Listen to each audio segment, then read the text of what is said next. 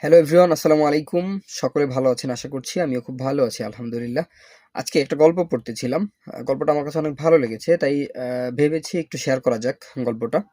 গল্পটা হচ্ছে একজন আ যুদ্ধ-বিধ্বংসী রাজার কিছু ঘোড়া ছিল। যেই ঘোড়াগুলো ব্যবহার করে রাজা বিভিন্ন যুদ্ধে জয়লাভ করত। তার পাশাপাশি ওই রাজা কিছু গাধাও পুষতেন তার শখের বশে।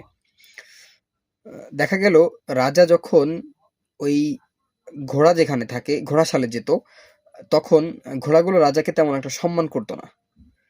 অপরদিকে রাজা যখন ওই গাধার ঘরে যেত, তখন গাধাগুলো রাজার পা চেটে রাজাকে সম্মান করত।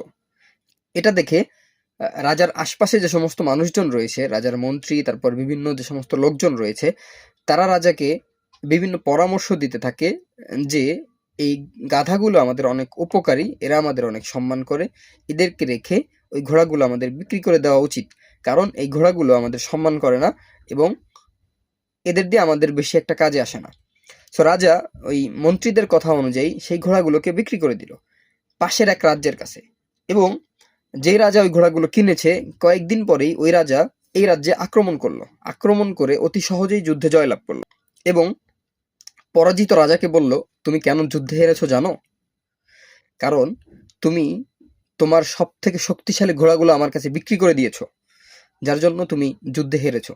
সো আমাদের আশেপাশেও এরকম অনেক বন্ধু-বান্ধব, কলিগ বা বিভিন্ন মানুষজন থাকে যারা আমাদেরকে ঘোড়া বিক্রি করে গাধা কেনার পরামর্শ দিয়ে থাকে। সো আমাদের এই মানুষগুলোকে ফাইন্ড আউট করতে হবে এবং এদের থেকে অবশ্যই আমাদের দূরে থাকতে হবে। সবাইকে ধন্যবাদ। আসসালামু আলাইকুম।